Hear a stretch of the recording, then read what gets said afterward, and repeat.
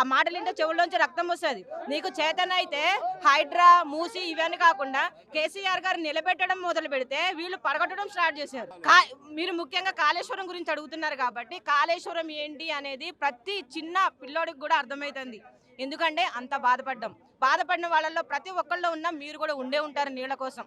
గుక్కిడి నీళ్లు లేక తెలంగాణలో ఎంత ఇబ్బంది పడ్డాము. వారం రోజులకు ఒకసారి నీళ్ళు వస్తా అంటే, నెలకొకసారి నీళ్ళు వస్తా అంటే, ఊరు నుంచి జనాలు ఎవరన్నా రావాలి అని అంటే మీ ఊళ్ళలో నీళ్ళు ఉండవని మాట్లాడుతుంటే తలెక్కడ పెట్టుకోవాలో తెలియని పరిస్థితుల నుంచి ఈ రోజు నువ్వు ట్యాప్ తిప్పితే నీ చేతి కింద నీళ్ళు వస్తున్నాయి అని అంటే, స్వచ్ఛమైన నీళ్లు నువ్వు నీ బిడ్డలు తాగుతున్నారు అని అంటే, దాంట్లో ఇప్పుడున్న గవర్నమెంట్ పాలకులు కూడా ఉన్నారు అని అంటే అది ఎవరి గొప్పతనం? కేసీఆర్ గొప్పతనం కాదా?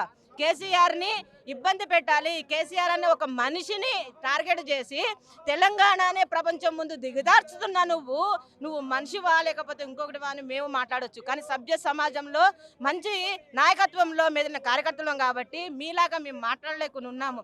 కేసీఆర్ని నువ్వు టచ్ చేయాలి అనుకుంటే తెలంగాణ అస్తిత్వాన్ని నువ్వు కాలరాయాలనుకోవటమే. ఒక్కటేసారి కేసీఆర్ గారు అంటే తెలంగాణ అంటే కేసీఆర్ అని పార్టీలకు అతీతంగా మాట్లాడే వాళ్ళు తెలంగాణలో కోకొల్లలు. ప్రపంచవ్యాప్తంగా తెలంగాణ నిలబెట్టిన కేసీఆర్ ని ఇబ్బంది పెట్టాలి అన్న ఒక్క ఆలోచన వ్యక్తిగతంగా తీసుకుంటున్నాడే తప్పితే ప్రజల గురించి ఆలోచించడం ఒకటే అనుకుంటున్నాడు ఆయన.